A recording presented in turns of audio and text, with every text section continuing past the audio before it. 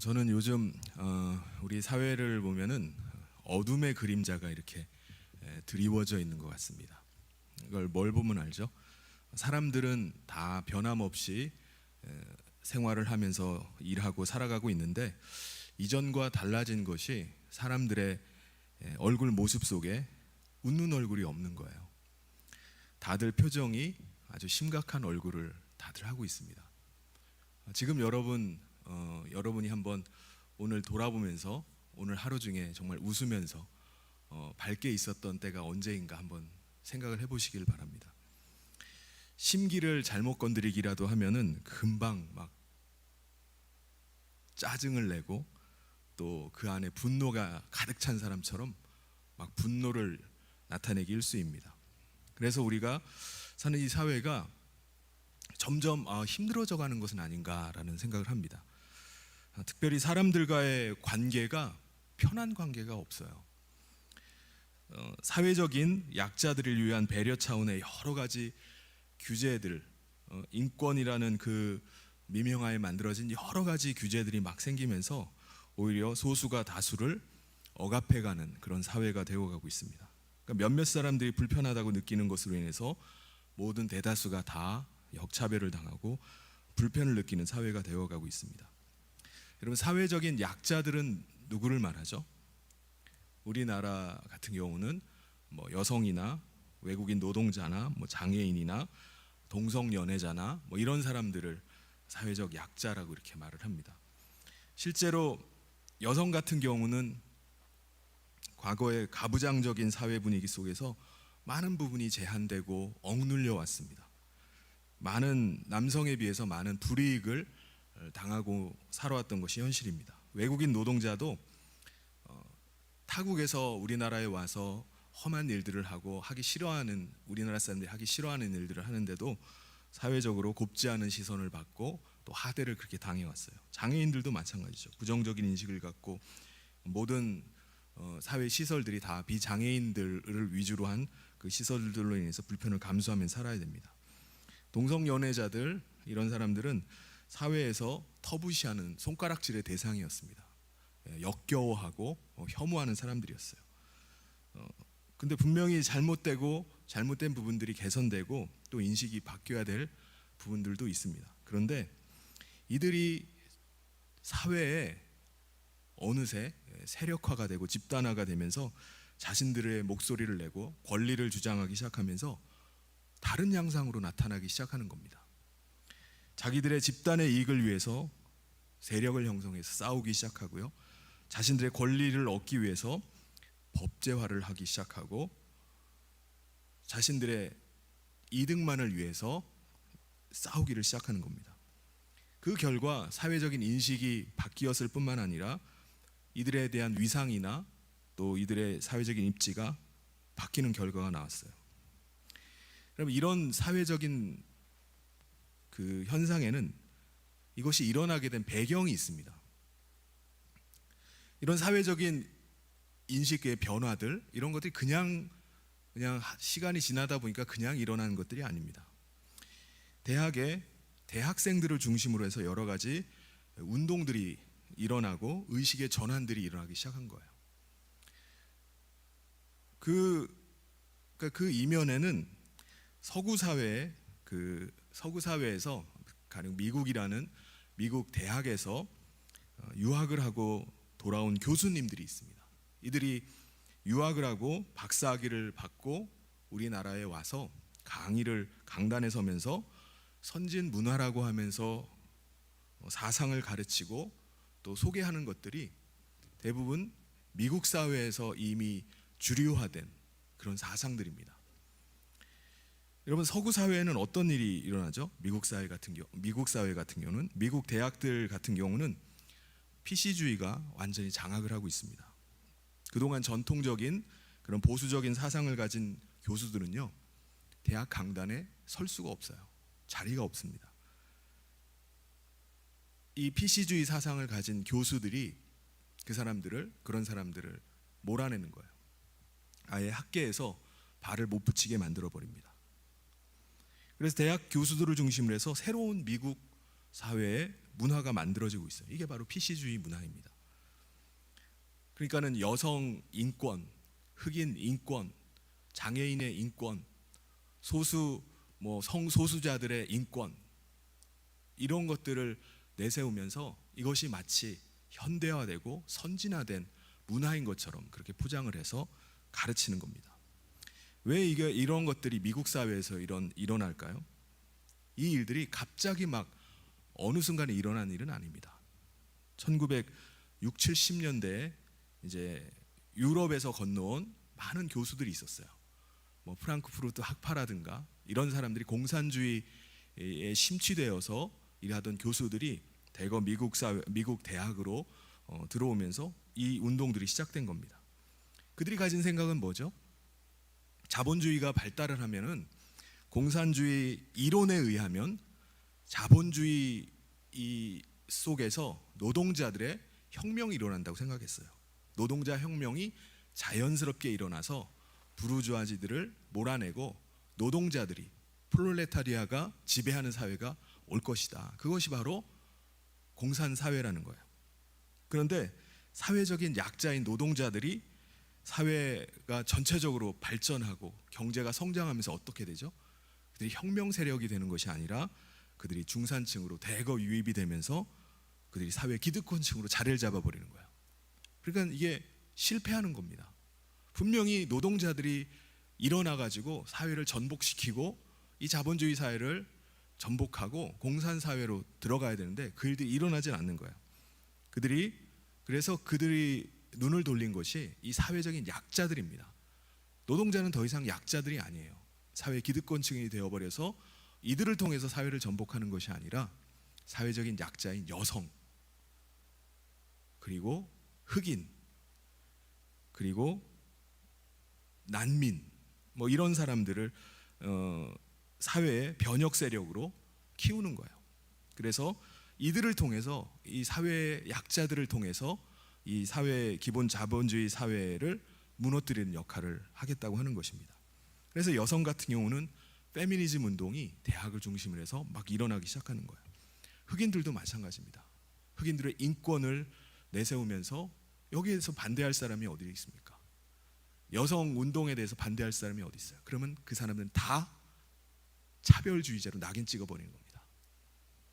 흑인 사회운동에, 흑인 인권운동에 대해서 반대를 한다? 이 사람은 흑인 차별주의자입니다. 여성운동에 대해서 반대한다? 여성 차별주의자예요. 다 이렇게 차별주의자로 낙인을 찍어서 더 이상 그들이 입도 뻥끗하지 못하도록 만들어버리는 겁니다. 동성연애자? 그런 성소수자다. 그들의 권리에 대해서 부정한다? 그들의 인권을 무시한다? 그거는 차별주의자예요. 그래서 그런 사람들은 아예 강단에서 발을 못 붙이도록 쫓아내버리는 겁니다. 밀어내버리는 거예요. 차별주의자로 낙인 찍으면은 그 사회에서 매장되도록 만들어버리는 것입니다. 그래서 미국 사회는 이제 더 이상 20, 30년 전에 미국 사회를 생각해서는 안 돼요. 완전히 사회가 바뀌어 버렸습니다. 이전에 미국 사람들이 가지고 있었던 그런 기독교적인 문화의 바탕에 의해서 사람들이 친절하고 또 배려하는 사회였다면 이제는 오히려 온갖 규제와 역차별로 인해서 사람들의 마음이 다 닫혀버렸어요. 사람 살기가 너무나 피곤한 사회가 되어버렸습니다.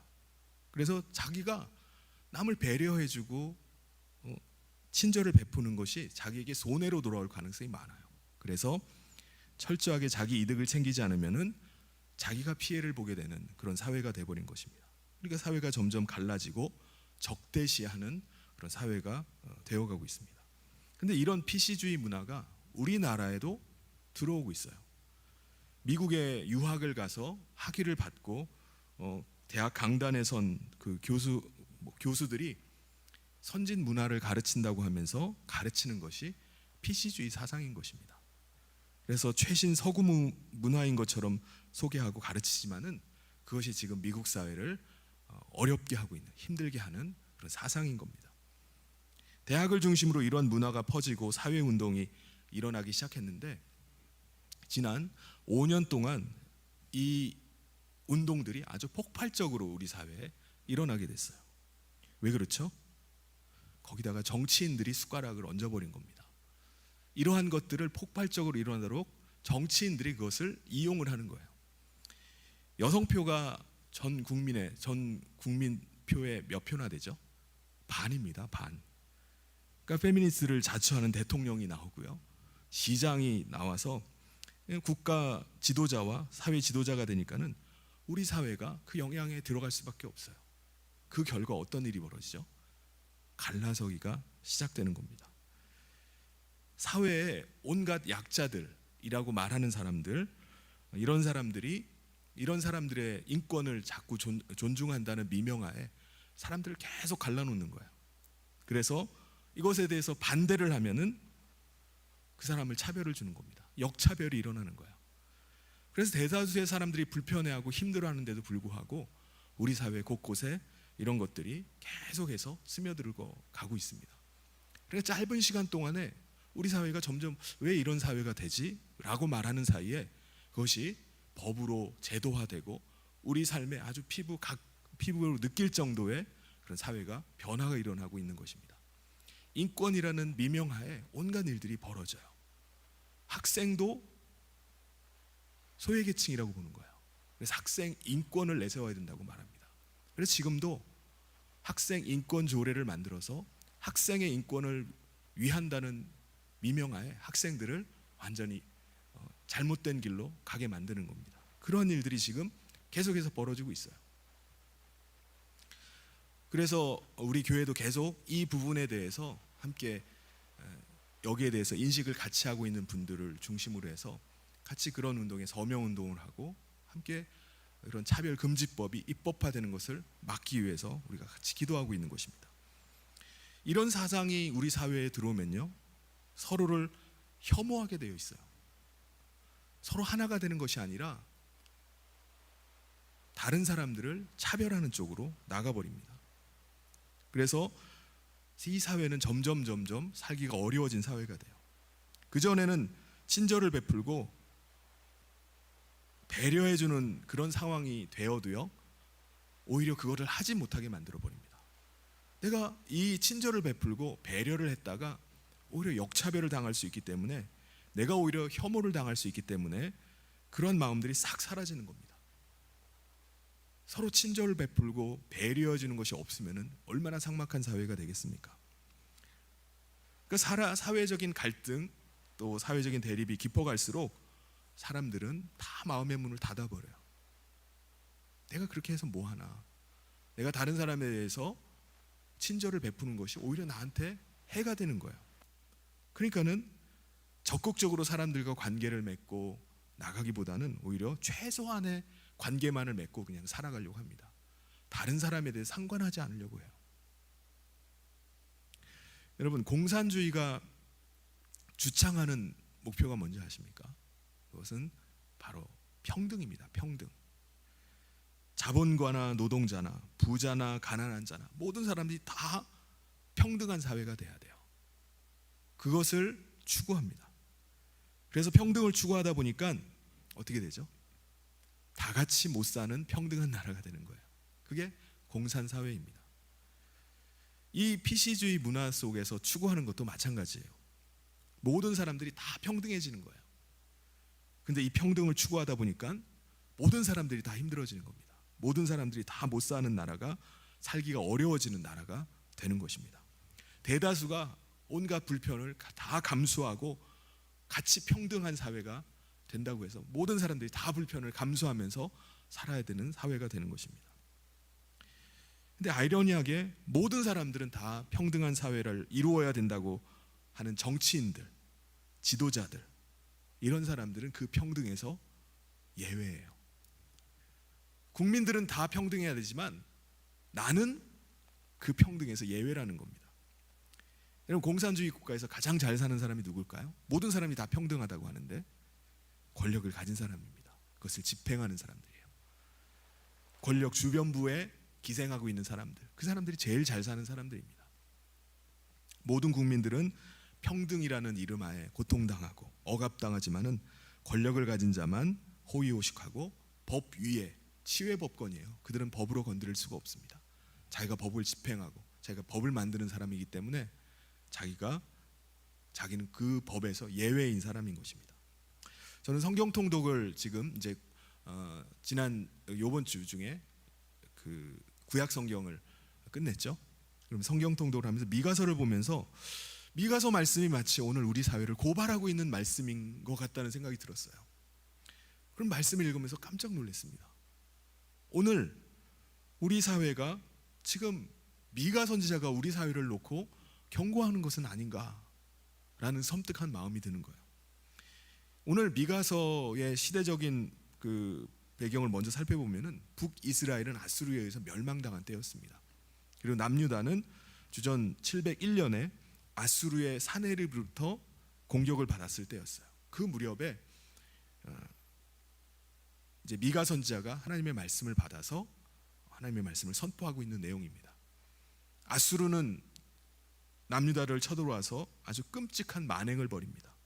백성들은 그 공격에 완전히 좌절하고 두려움 가운데 빠져 있어요. 미가 선지자가 일어나서 하나님의 말씀을 대언을 하면서 지금 사회 지도자들, 사회 각계각층에 있는 지도자들에 대해서 그들의 죄가 얼마나 큰지, 그들이 지금 무슨 짓을 하고 있는지, 그들이 하나님 앞에서 범하는 그 죄악의 모습들을 적나라하게 하나하나 드러내고 있습니다. 각 지역의 지도자들이 감당해야 하는 아주 중요한 일 중에 하나가 재판하는 일이에요. 재판.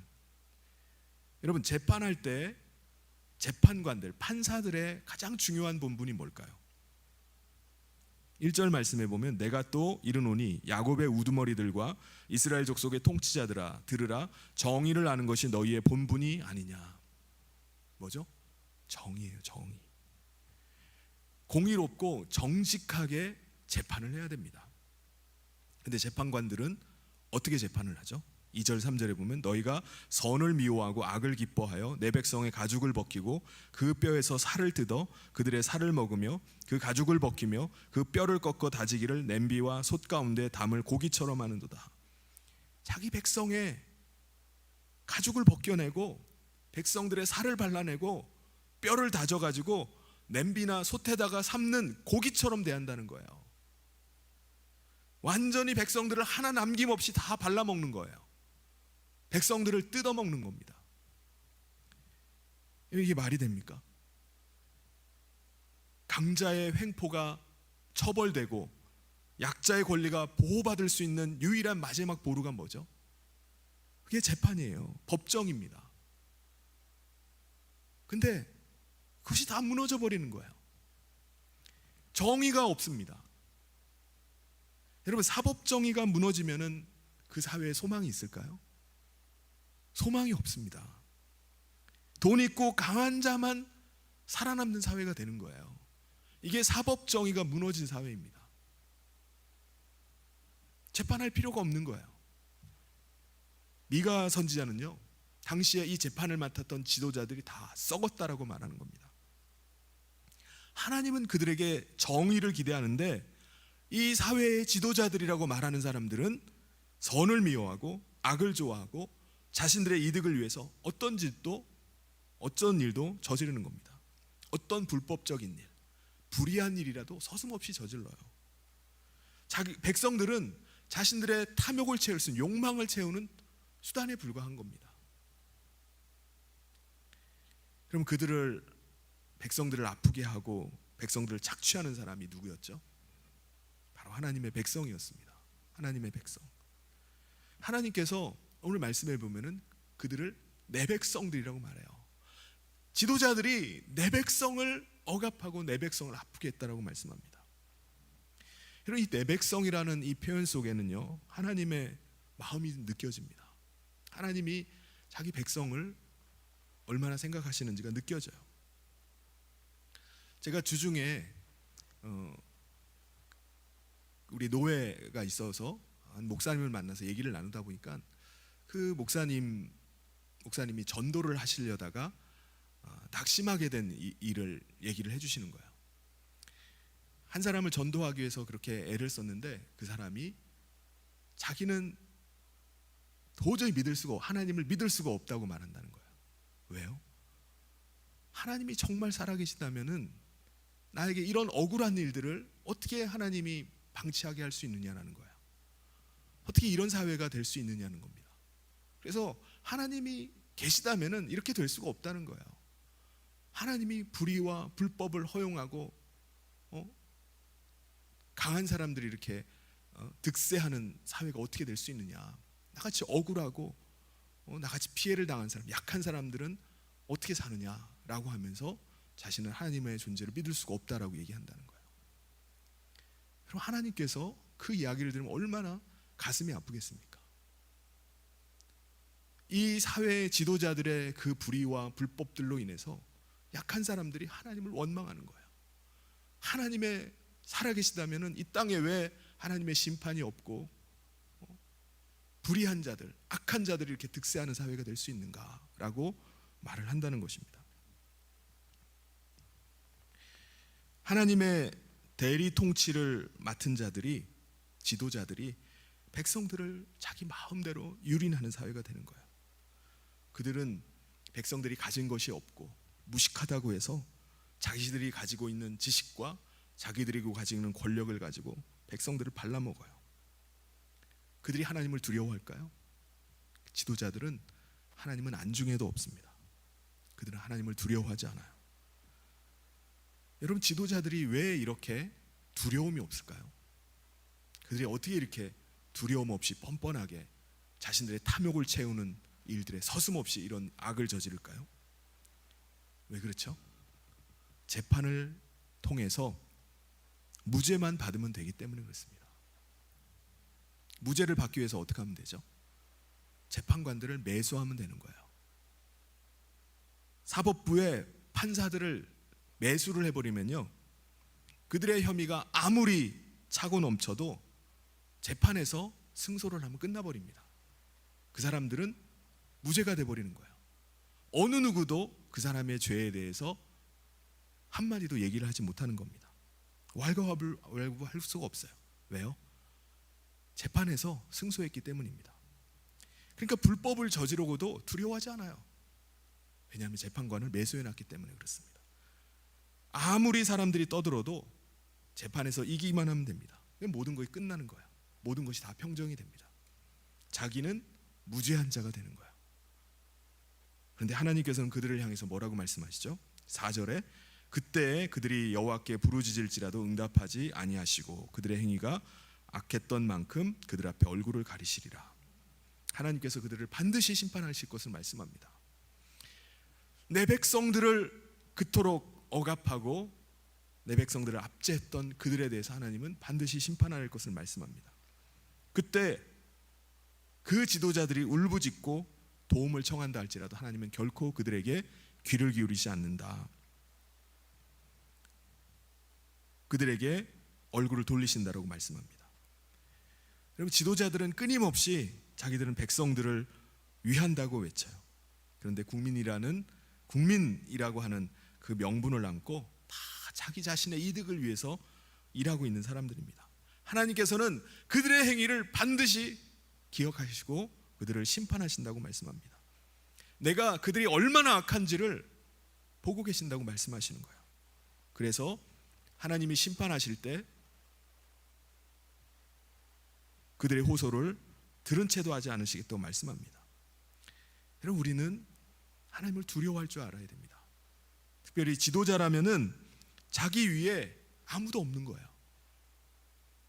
내가 권력의 정점에 있으니까 내 위에 아무도 없는 거라고 착각하는 것입니다. 그래 두려워하지 않아요. 자기가 최고라고 생각하는 겁니다.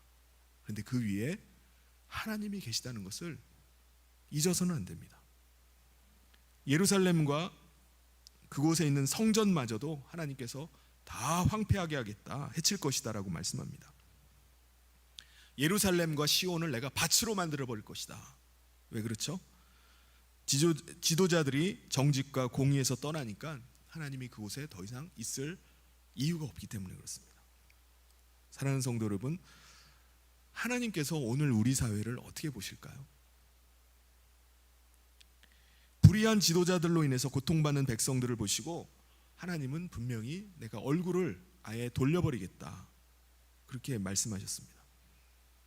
오늘 우리 사회가 불의가 판을 치고 부정과 불법이 계속해서 자행되는데도 불구하고 오히려 그들이 득세하고 있다면 하나님께서 우리 사회를 외면하지 않겠습니까?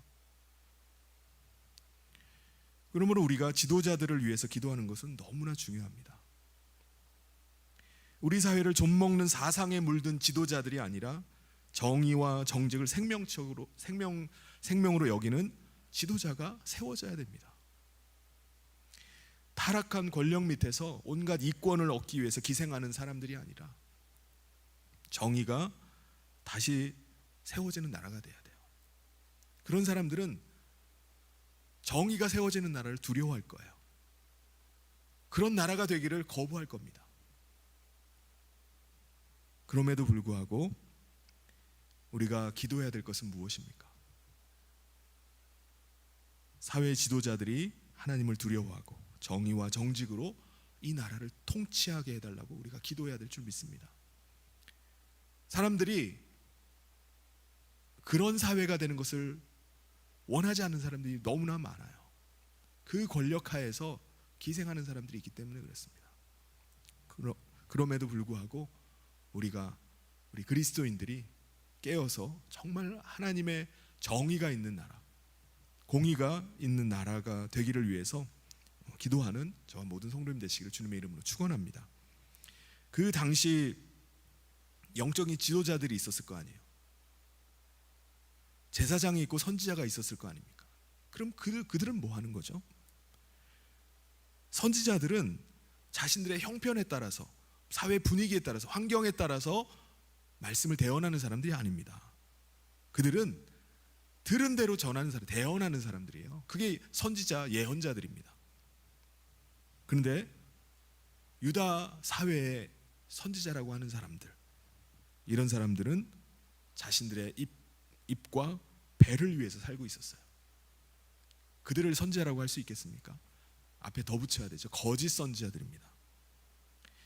그들은 하나님의 말씀을 들었다고 말해요.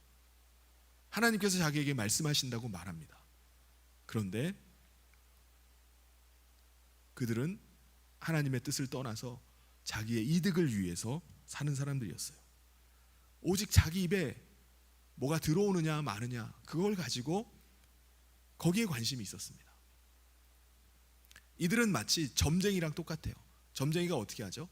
복채를 듬뿍 안겨주면은 점괘가 좋은 게 나와요. 그런데 복채가 좀 적다, 그러면 안 좋은 점괘가 나오는 거예요. 그러니까 이들도 점쟁이들처럼 자기 이에 문 것이 좀 많으면은 평강할 것이다라고 외칩니다. 근데 문 것이 없으면 전쟁이 일어날 거로 예언하는 거예요. 자기 입에다 좀 뭐 좀 넣어달라는 거예요. 입에다 듬뿍 넣어주면은 평강을 외치고, 입에 들어오는 것이 없으면은 전쟁을 외치는 겁니다. 위협하는 거예요. 5절 말씀에 보면 내 백성을 유혹하는 선지자들은 이에 물 것이 있으면 평강을 외치나 그 입에 무엇을 채워주지 아니하는 자에게는 전쟁을 준비하는도다. 이런 선지자에 대해서 여호와께서 이르시되, 이들은 말씀을 전하는 것에 대한 소명도 없는 사람들이에요. 잘못된 말씀을 전하는 것에 대해서 두려워하지도 않아요. 부끄러워하지도 않습니다. 이들은 오직 돈만을 위해서, 자기 입에 뭔가 채울 것이 있는 것만을 위해서 사는 사람들인 것입니다. 돈만을 사랑하는 아주 비참한 존재들이죠. 경건을 자기 이익으로 삼는 아주 불쌍한 존재들이 바로 당시 유다 사회의 거짓 선지자들이었습니다. 이들의 아주 큰 문제점 중에 하나는 이들의 부정한 불의한 지도자들과 연계가 되어 있다는 거예요. 연결되어 있다는 것입니다. 재판관이 뇌물을 받고 판결을 굽게 하면은 선지자들이 그들을 옹호해 주는 거예요. 그 재판이 잘못됐다, 그 재판은 불의한 재판이다라고 말해야 되는데, 하나님께로부터 나온 것이 아니라고 말해야 되는데 그들은 하나님의 뜻대로 됐다라고 말하는 겁니다. 그들의 재판관들의 권세는 하나님께서 부여하신 권세라고 말하는 거예요. 그들을 옹호해 주는 겁니다. 사회가 아무리 타락해도 영적 지도자는 깨어서 하나님의 말씀을 대언하고 백성들을 바른 길로 인도해야 되는데 이들이 이렇게 타락해 보니까 그 사회에, 유다 사회에 소망이 있겠습니까? 소망이 없는 거예요. 누가 하나님의 말씀을 대언하고 누가 백성들을 일깨웁니까? 거짓 선지자들과 타락한 제사장들은 자기들이 하나님 말씀을 받았고 이것이 하나님의 뜻이라고 외치는 거예요.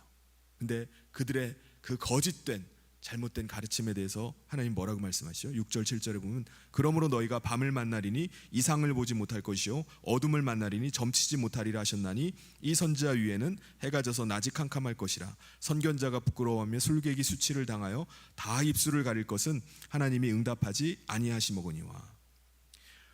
타락한 지도자들에게는 하나님이 결코 어떤 음성도 주시지 않는다는 거예요.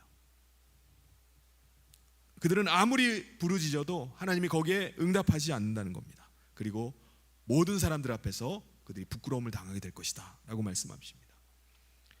여러분, 오늘 우리는 어떻습니까? 우리 교회 지도자도 마찬가지예요.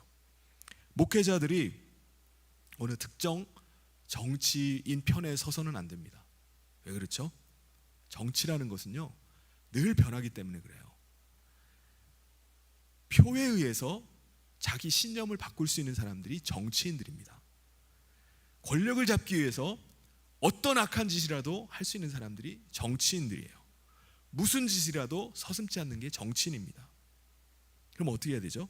8절 9절에 오직 나는 여호와의 영으로 말미암아 능력과 정의와 용기로 충만해져서 야곱의 허물과 이스라엘의 죄를 그들에게 보이리라. 야곱의 족속의 우두머리들과 이스라엘 족속의 통치자들 곧 정의를 미워하고 정직한 것을 굽게 하는 자들아 원하노니 이 말을 들을지어다. 사람들은 특정 정치인을 따라가고 압도적인 지지를 보낼 수 있어요. 그런데 참 선지자라면, 참 영적인 지도자라면은 이런 사람들을 두려워하고 이런 여론을 보고서 편승해서 가는 것이 아니라 하나님의 정의와 하나님의 권능으로 무장해서 담대히 하나님의 말씀만을 붙잡고 나가야 됩니다. 미가 선지자가 그런 선지자였어요. 당시 정치 권력에 기대서 예언을 하는 당시 거짓 선지자들처럼 사람들을 두려워하는 게 아니에요. 사람들의 입맛에 맞추는 것이 아니었습니다. 미가 선지자는 오직 하나님만을 두려워하는 거예요. 미가 선지자는 자기가 외쳤던 그 외침으로 인해서 사람들로 하여금 사람들에게 많은 배척을 받았습니다. 그런데도 그는 두려워하지 않아요.